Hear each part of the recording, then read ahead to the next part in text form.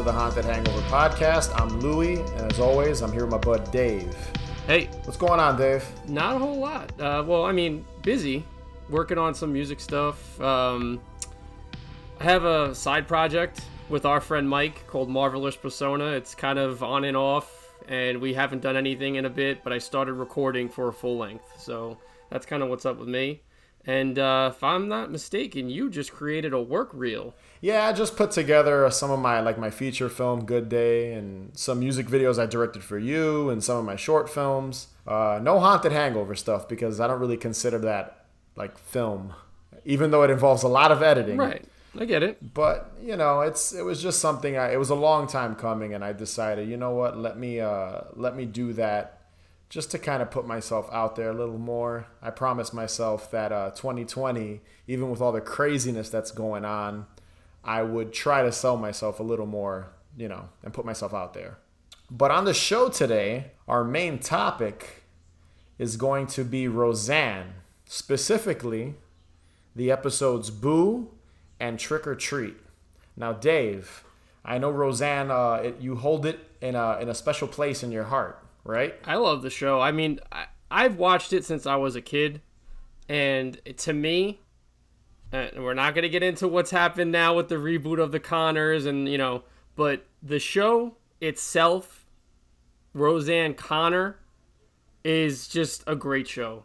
And I would even go as far as to say it's one of the best television shows that's ever been made. Yeah. It's an interesting show because, it dealt with a lower income family, and they were far from perfect. You know what I'm saying?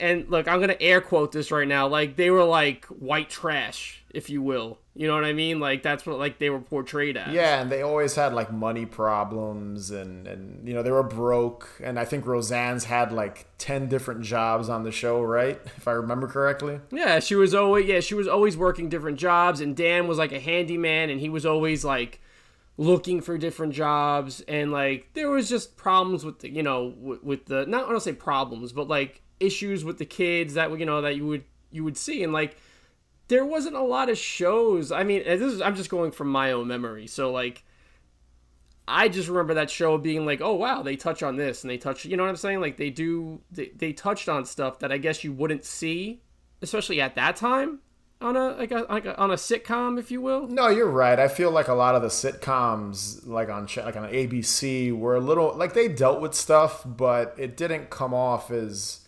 real. I don't know if that's a good word to use to kind of describe it, but yeah.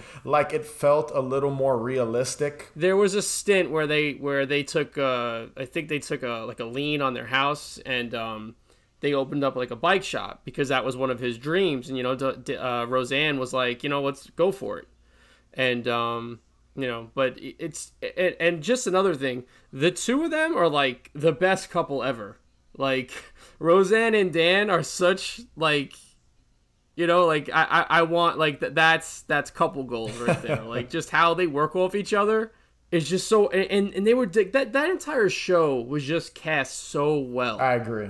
Everybody on that show was just fit the mold for it, and everything was so organic. Even and this will lead into our what we're going to talk about. Jackie and Roseanne, their relationship as sisters is so good. And I don't know, it's just a wonderful show, and and it's still on. They still play the repeats today. They're on all day. Yeah, reruns are always on. If I hear it on the TV and someone's watching has the TV on in another room, I'll stop what I'm doing to go watch it. So that just if that tells you enough that I love this show. I would go, like I said, I would go as far as to say it's one of the best television shows ever made. And another aspect of it that I think most people, especially if you're listening to this podcast, is their Halloween episodes, which were, I think, every season, except for the first season, had a Halloween episode. And the two we're going to talk about today are probably the most well-known ones, specifically the first one. I think that's the one everyone knows. And I even think I've seen t-shirts. You see people reference it all the time. Every October, people watch it. It's kind of just become the show synonymous with their Halloween episodes. And I thought, it'd be special for us to cover every episode from this series that revolves, obviously, every Halloween episode. We've covered Halloween specials, but Dave and I, we decided that there's certain shows that we're going to separate from when we do those specific episodes because we want to cover every Halloween episode from certain sitcoms. I know like The Office has a bunch of them, and I know you're dying to cover those. Home Improvement's another show that everyone knows them. Everyone remembers those Halloween episodes. I actually don't. I don't remember one from Home Improvement. I watched the show, but I didn't watch it as much as like other shows I did. So maybe that's why I don't remember it. Oh, personally, I was more a fan of Roseanne. Yeah, of course. Home Improvement, but like, there's a ton of shows that are just known for their Halloween episodes. The Simpsons is another one. So, I thought, when we were coming up with the concept of doing Halloween specials, and go back and listen to that episode with our friend Bryce from Forever Bogus, we would separate certain shows. So we were like, these shows are not allowed. You can't pick from these shows. And Roseanne was the first one you and I agreed on that we had to cover separately. Yeah, of course. It goes hand in hand with Halloween. Like, if you're listening to this podcast, you probably have seen these episodes, and like, when I think of Halloween, picture like a wave of different things. When you think of Halloween, Roseanne is in that wave. Welcome to the Tunnel of Terror. Please join us. All right, so the first episode, titled Boo, was released on October 31st, 1989. Now, Dave, did you watch this live when it aired? I don't think so. So if it was 89, it aired, I would have been 6. So probably not. Did you? I watched it probably a year or two later when they were airing a new Halloween episode. Like, they'd play like the reruns of the older ones. So I'm pretty sure that's how I saw it. If I remember correctly, I think the first Halloween Roseanne episode I watched was probably the third or fourth season.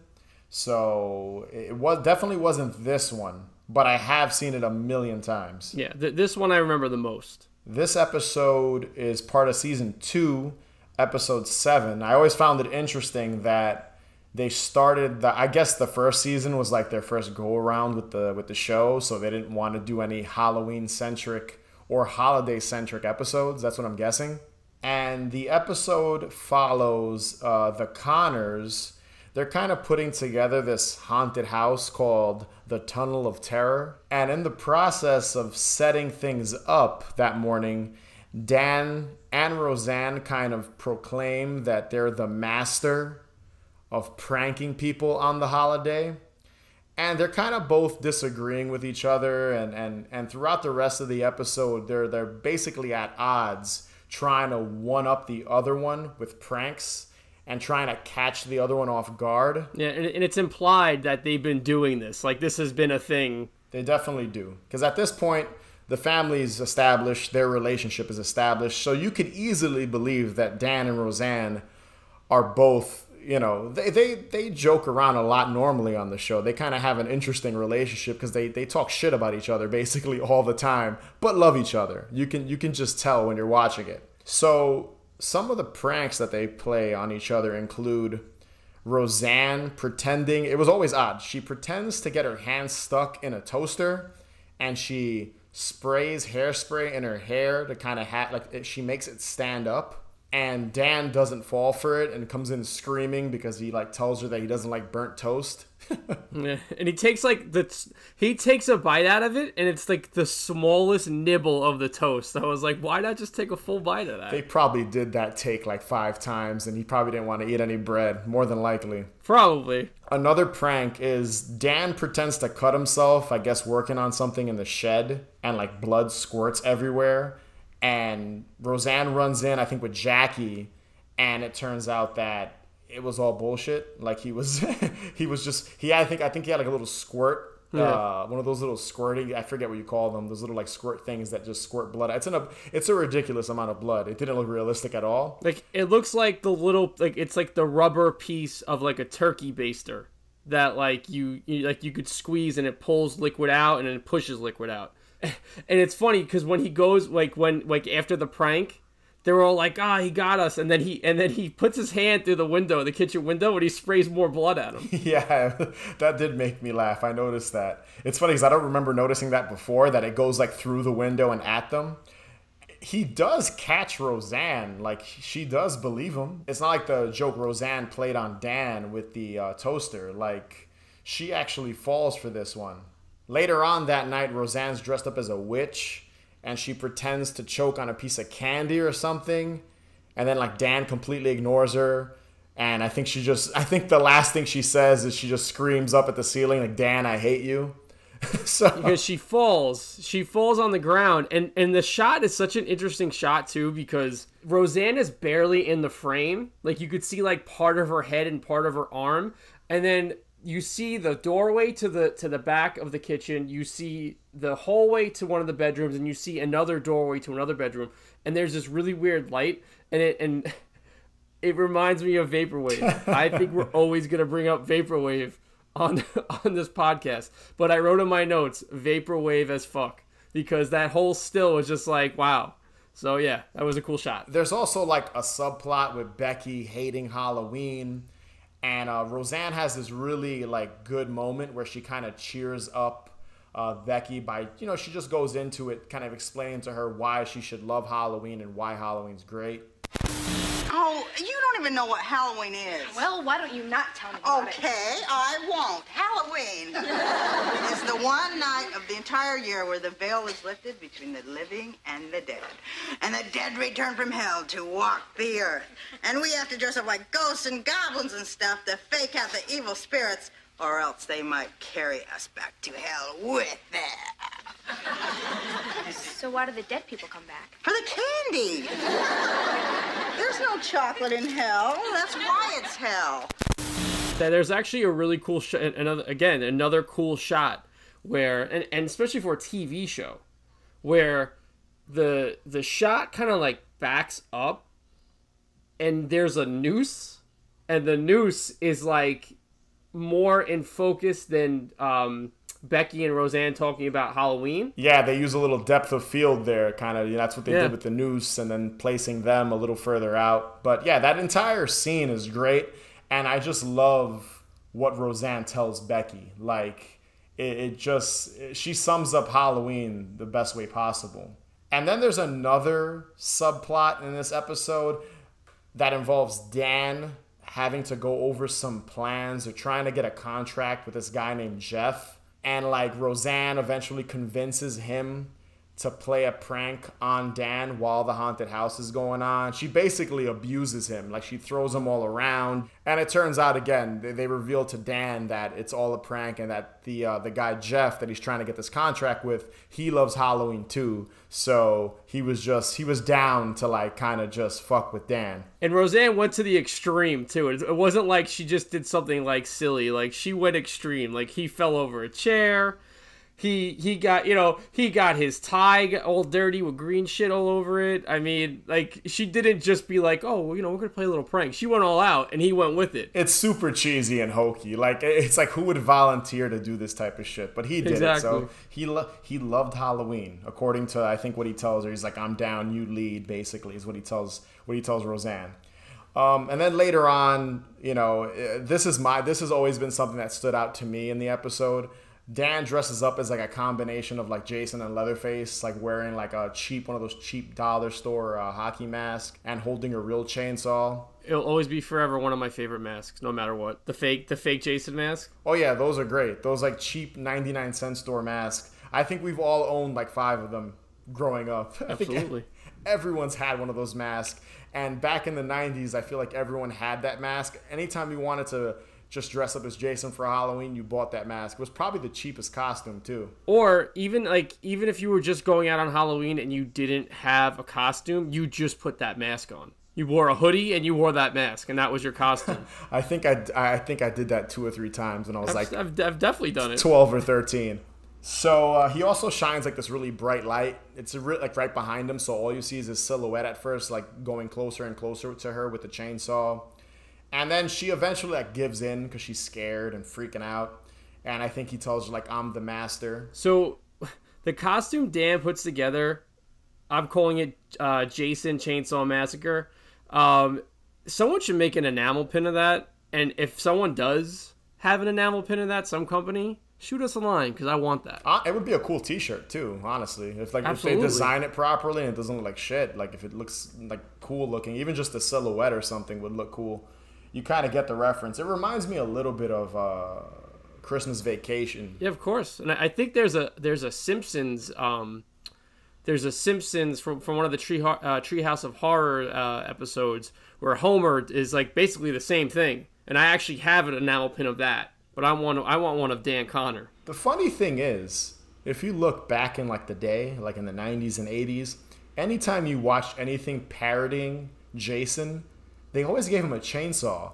Jason never used the chainsaw once. It's just, It's so odd. Like in every movie, in Christmas Vacation, and anytime they parody Jason in anything else, he usually has a chainsaw. And I think it's just because Leatherface is popular now, but I guess that was what people associated with Jason. It's weird. I guess maybe he wasn't as mainstream back in the day, but Leatherface was around before Jason, so it's just always odd to me. I always found that strange. Yeah, I forgot what Friday the 13th he uses a saw. It's not a chainsaw, but he uses like I don't know what the hell it is. It's like it's when they're playing paintball, I think. He uses a weed whacker. Yes, it's like a weed whacker, but it has like a saw blade on it. It's a weird. If I remember correctly, it was the 7th one, the New Blood. I think he kills Bernie Lomax with the weed whacker. So it's great. That's the closest thing to a chainsaw Jason's ever used. But yeah, it's just an odd thing that I feel every show and movie and cartoon did back in the day, where they just combine Jason and Leatherface.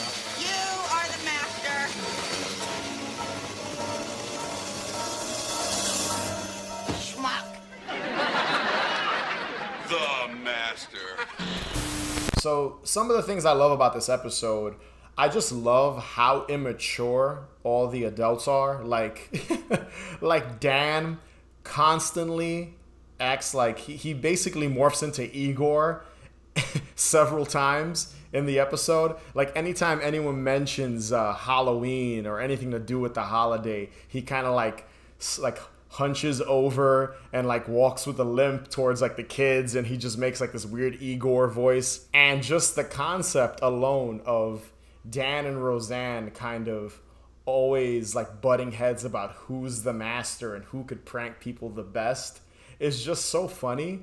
Like I wish like that was a real thing. Like I wish like pranking in Halloween, I don't know about you, but like I think we've talked about Devil's Night in the past episode, but like pranking was never a big thing for me growing up on Halloween. Like April Fools, we used to do that, but never on Halloween. So I just found it interesting how like in pop culture, that was always a thing on Halloween. And this entire episode is literally the entire plot. There's 1 or 2 subplots, but the entire plot, the main purpose of the episode is both of them at odds about pranking each other and who the master is. You know, that whole kitchen scene in the beginning is just really great because they all mesh so well. Aunt Jackie, Roseanne, Dan, the kids, like they all interact so well. And like it just put a giant smile on my face watching it because you have Dan acting like a jackass, and then if you look in the background, you could see Jackie and she's literally laughing. Like I don't think that she's like fake like acting laughing. She's definitely laughing. Oh, she broke character. Yeah, she's definitely in the background laughing, and it's just great. And like I love how like they go like how they start talking about like that local legend of that woman that used to jump on the porch and scare people and how she was. Yeah. And, like I love how they all work off each other because they all knew that they were trying to fuck with the kids. So like yeah, let's keep this going. So that whole kitchen scene is just great. It shows the dynamic between the family really well. Like if there's someone that has never seen the show, for instance, and this is the first episode you watch of Roseanne, the chemistry is so natural between all the actors that you'd believe that this is a real family. You know, and that goes back to what we said earlier about the show in general. But just the dynamic between all of them is on point. You know what I mean? And I agree. For sure. They're like making candy apples there, and I think Dan tries to grab one and eat it at one point. And it just feels so natural. And that's one, and everyone's very likable too. Like you're not rooting for Dan, you're not rooting for Roseanne because you like both of them equally. So that's just really smart, like writing, honestly, and great acting for a sitcom like this. And we also have to mention the Tunnel of Terror itself because I think anyone that is around our age, maybe a little older even, has to admit how much their like living room brings all the nostalgic feels because like all the Halloween decorations, the decorations are amazing. Crazy. Like it's just like if you want to just it puts a smile on my face. Like if you love Halloween and you just want to smile, and let's say it's July like it is right now and you want to just feel like it's Halloween or watch something and just get that feeling, watch this episode because that living room and the kitchen, the way they set up that entire haunted house that they build is amazing. And I want to point out them using DJ to kind of like lip sync the Tunnel of Terror entrance, like when he's like greeting people. He's like the greeter. Yeah, it's amazing. I just love how he has like this deep voice. He's an undead ninja. He's like a ninja zombie, and it's clearly Dan. That's like the voiceover. That's welcoming him into the Tunnel of Terror. Yeah, it's funny because when I was a kid, like Jackie brings them a tape. She like earlier in the episode during that like morning breakfast scene, she comes in I think later on and brings a like a haunted house sound tape. Remember those old tapes? Yeah, I have one on my tape pile over here. I actually have a couple too, and I always thought that's where that voiceover was supposed to come from. That tape. That's why she brings the boombox. Yeah, and that's when he pulls the prank when he cuts himself. He's like, I'm gonna go get an extension cord. That's when he does it. Yeah. And there's always been, going back to Jason, there's always been this one like little joke I loved. So Crystal's son, I think his name's Lonnie, yeah. He enters the house and he's dressed as a pirate. And Darlene... He's so disappointed that he's a pirate. And Darlene, she's like... Weren't you supposed to dress up as Jason? And he's like, no, I'm a pirate. Ho, ho, ho, or yo, ho, ho. He was so mad. He was so disappointed. It's amazing. It's great. But yeah, like in that entire segment when there's just everyone, like you have like a group of kids walking through and you almost experience the Tunnel of Terror with them as they pass through the house. It's just great, and it fits with Halloween, and I feel like this is a must watch every October for me at least. The idea of a haunted house in someone's house and being able to like quickly like just kind of walk through and get candy and that's that. I was always like infatuated with that idea. Like even as like when I was a little kid and even now, like. That's just such a cool idea to me. Like the whole DIY aspect of that. Like I would love to go to one now. Like just that homegrown haunt experience. It's not even a haunt. It's just like a little silly little walkthrough. But it's just so good. Yeah, this show it captures that like that atmosphere and really like that type of thing really well, like a home haunt.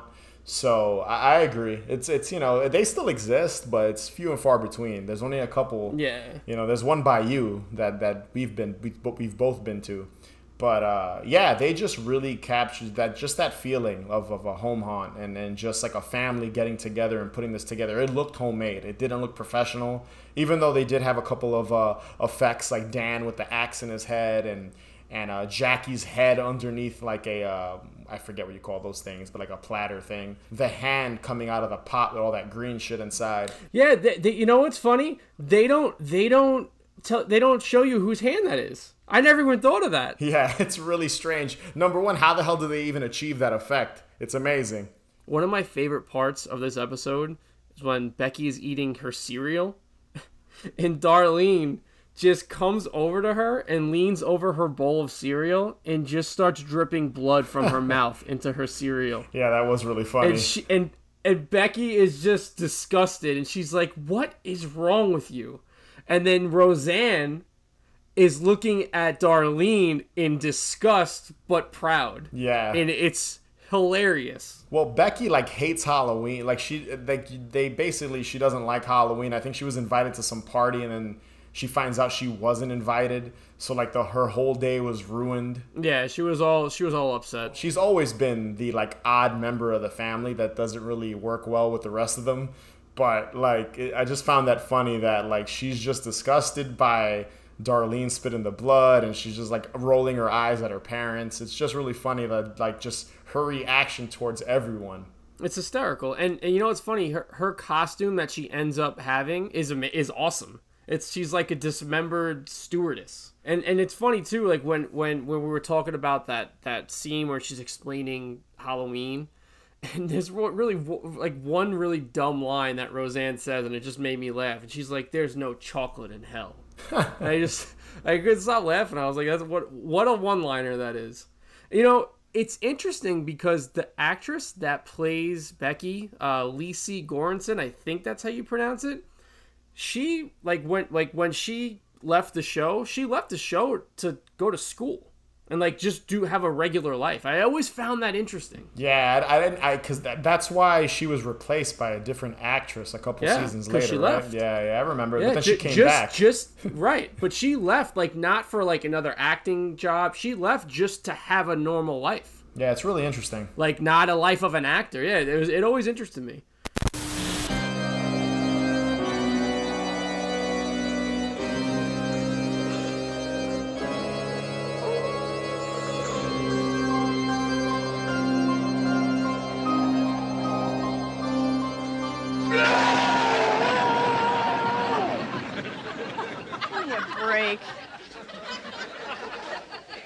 How you doing, Mr. Thompson?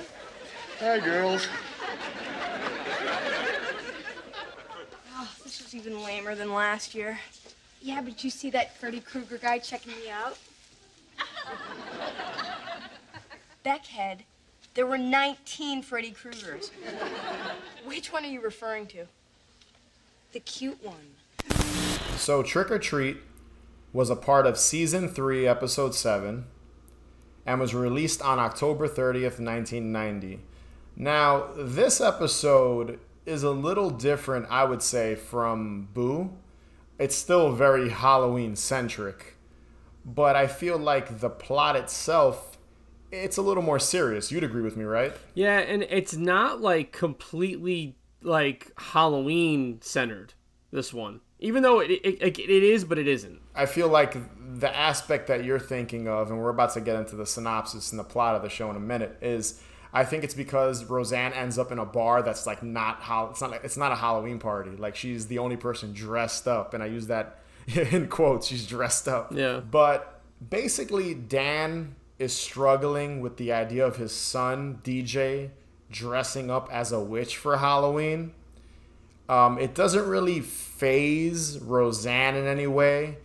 And Dan goes as far as to not even let DJ enter the kitchen because some of his buddies are like in there playing poker and they're all being misogynistic basically because the show opens up with them talking about women and then Roseanne and Jackie walking in and they're kind of like rolling their eyes at them because they know that they're talking about like guy stuff. Yeah. And I this is my top note. I really wanted to hear the rest of Tom Arnold's joke before they walked in. What's his character's name? I forgot it. Arnie. Yes. He's always been an absurd character on the show. His character's great. He's like dated Jackie a bunch of times or something like that, and she slept with him one time. Yeah, I remember that. And she's like super like not happy about it. Like she's very disappointed that she did that. But yeah, that happened. So this episode, Trick or Treat, the main plot is basically gender identity in general. Like that's the entire theme of the episode. Because later on that night, Jackie and Roseanne get stranded on their way to a Halloween party at Dan's lodge. But Roseanne is dressed up as like a guy, a lumberjack, with a beard and everything. And she names herself Bob. And it's funny because she stays in character because she kind of wants to get an insight of what it's like to be like a male perspective. Like she walks in and the bartender like is like, what could I get you, pal or bud or something like that. And she even like she asks like the bartender like, what's the action like in this place? Like, you know, insinuating like women to like bang. Yep. And she even hangs out with like some dudes who are playing pool. And one of the guys goes into this really like ridiculous story about how he almost had a three-way with like these two women. I don't know if it's his girlfriend and her friend or something. It's ridiculous. And Roseanne, dressed up as Bob, she doesn't buy into any of it. She kind of keeps questioning him. She's trolling him. Yeah, she is trolling him. And the guy's obviously getting annoyed. And, you know, you cut back to Dan. You know, he loses DJ at the Halloween party at the lodge. And he eventually ends up at, like, the party has this haunted house. Which is amazing. It is. It is amazing. It's not as good as the Boo haunted house that they have at their place, but it is amazing. Yo, Vaporwave. It is Vaporwave, always. The running theme on the Haunted Hangover podcast. We mention Vaporwave almost every episode. But yeah, he talks to one of his friends who's dressed up as a vampire and like hiding in a coffin because he's popping up. And his friend explains to him basically like, you know, DJ's a kid and him wanting to dress up as a witch doesn't really mean anything. And Dan eventually changes his ways, and the best part of the episode to me is he saves Roseanne at the end. She's dressed up as Bob, the lumberjack, and she's about to get into a fight with the dude that was playing pool and talking about the three-way. And Dan barges in.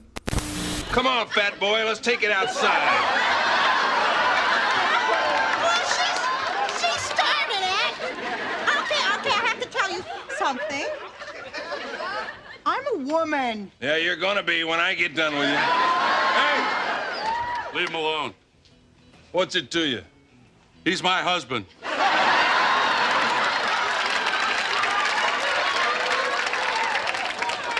What? You heard me. Anybody that messes with him messes with me.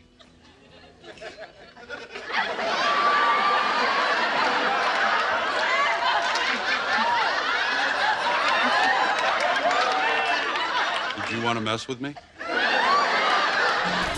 And it's a really sweet, like just really nice ending. John Goodman is amazing, like in the show. He's the best. He has always been my favorite part. Like I think John Goodman's an amazing actor. He's probably one of my favorite actors. He's up there top 10, honestly, and I'm not even saying that. Agreed. He just is. I agree with you. Just a lot of the movies he's been in, I just always love his roles. And he's just so good. He's so lovable on this show. But yeah, the episode, you know, it's a really good episode. I've always enjoyed it too because I like the whole concept of Roseanne pretending to be a dude at like this bar. Like she even goes into the men's room at one point. She goes in the bathroom and she goes, it smells terrible in here. And then even before she says that, Jackie's like, you can't go in the bathroom. And she goes, sure I can. I'm going to update your phone number in there. It's great. It's a great line. But just the whole Roseanne plot, it overshadows DJ wanting to dress as a witch. It does. It's 2020. You know, we're looking, this episode's over 2 decades old. Times are different. Yeah. If a little boy wants to dress up as a witch, who cares? You know what I mean? Like it's, yeah. So I think that's why, I guess maybe in the, like in the 90s or early 90s, it was, I guess, a weird thing that they were tackling. but the show tackled these kind of subjects. Right, that's what I'm saying. It goes back to what I said before, how the show went over topics that I guess weren't really, weren't really being covered on other shows. And, I really love the part when DJ finally finds Dan in the haunted house, and Dan's like, "You mad at me?" He's like, "Nah." And then he does the same thing. "You mad at me?" He's like, "Nah." And he picks him up and he goes, "Let's go get you a broom." It's like the greatest moment. It's such a sweet moment. Yeah. Like, this is Dan's episode. Like, he makes up with DJ, he saves Roseanne and pretends to be like a gay guy. Like, it's great. And it's just really funny how, like, and they probably did this on purpose, but like, most of the guys are like so misogynistic. Yeah, it's very male generic. Yeah, it's I guess it's like a stereotype, you could say. That's an even better way of putting it. Not all guys are like that, you know what I mean? So it's just funny, and they all make Dan look like this great guy. It's pretty funny. Yeah. And I want to go into like the costumes, like Dan's dressed up as the Three Stooges. Becky's costume again is great. She's dressed up as like this half Two-Face style mutilated prom queen. Yeah, she's like a disfigured prom queen. It's awesome. And I think like her eyeballs hanging out of her head, right? Yeah. I forget what Darlene's dressed up as. Is she dressed up as like it's like an alien type of thing coming out of her chest? Dude, Darlene is just wearing like a hoodie and jeans, and then there's like a hole in her hoodie that has an alien or like a monster in it. And that scene when Becky is talking to Darlene and Darlene's like, "Oh, my stomach hurts," and then she does that whole spiel with the monster, and and then Becky's like, "Do you want Pepto-Bismol?"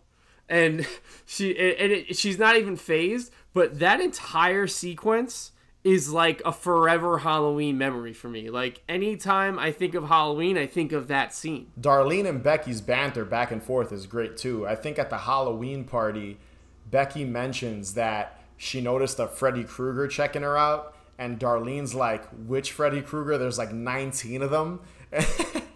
And I always was like, man, I wish they would have shown 19 Freddy Kruegers hanging out somewhere. Yeah, that would be great. That would have been amazing. No, she says to Becky, "Hey, Beckhead, which one?" She's like, I love how she said, "Hey, Beckhead."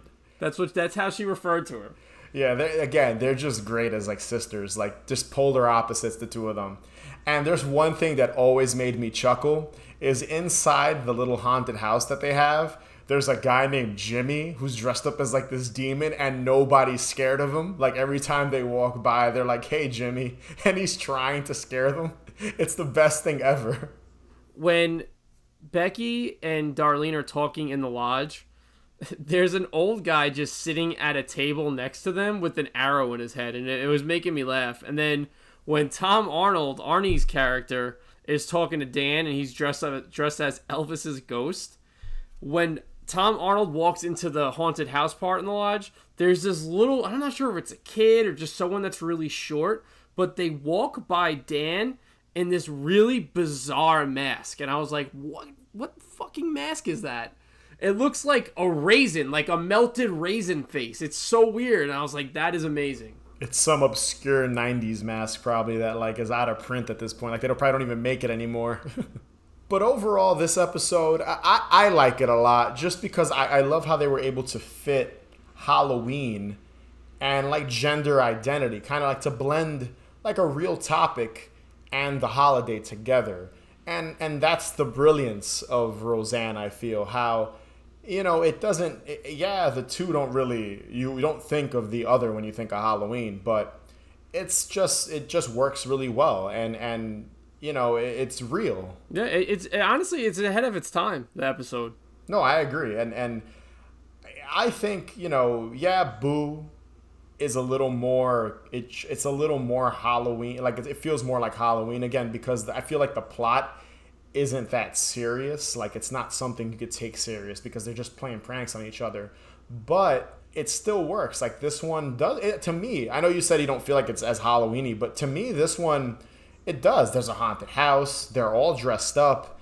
And to me, it feels like Halloween. If I'm being honest, I feel like the episodes, and we're going to get to them eventually, but the episodes down the line in the series don't feel as Halloween. And when we get to them, we'll discuss why. But I still feel like this is a prime episode when it comes to the Halloween specials for this series.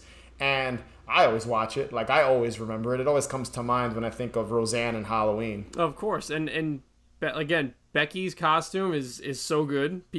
People should dress up as that for Halloween. I don't think I've seen one yet, so dress up as Becky from this episode. It is funny. I don't think I've ever seen anyone dress up as like Dan, like Dan from when the way Dan dresses up in Boo, or the way he's dressed up here. I've never seen someone do a Three Stooges, like put together a Three Stooges costume like that. And also, like, just everyone's costume is amazing. And even Roseanne, she looks like a guy. Like, she looks like a dude. It's amazing. Dude, there's that scene in the bar where Aunt Jackie is talking to like a guy, and like the one guy that's like telling this like his sexual escapade story. He's like, "Hey, you better go check your woman." And Roseanne just goes over to Aunt Jackie and goes, "Yo, bitch." And I was just like, it's great. I know exactly what I remember just laughing when I was rewatching it earlier. And I think Crystal even thinks that Roseanne's a dude.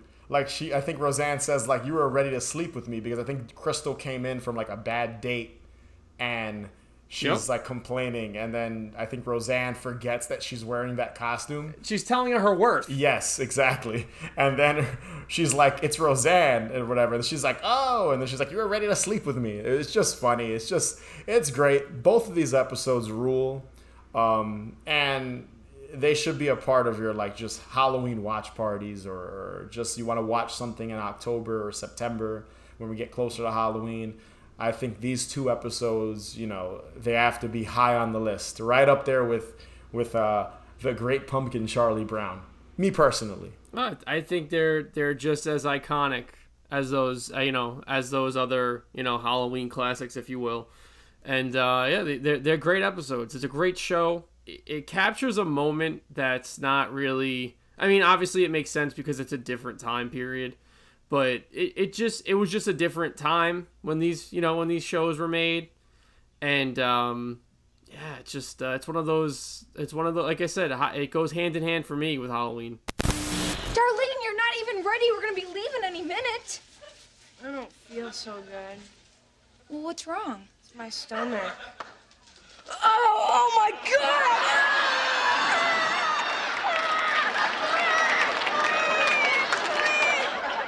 So what do you want, some Pepto-Bismol or something? So that's Roseanne, Boo, and Trick or Treat. Be sure to subscribe, follow us on Instagram and Twitter at Haunted Hangover. And if you can rate and review us, that would be greatly appreciated. And remember, the best cure for a hangover is more booze. Later, guys.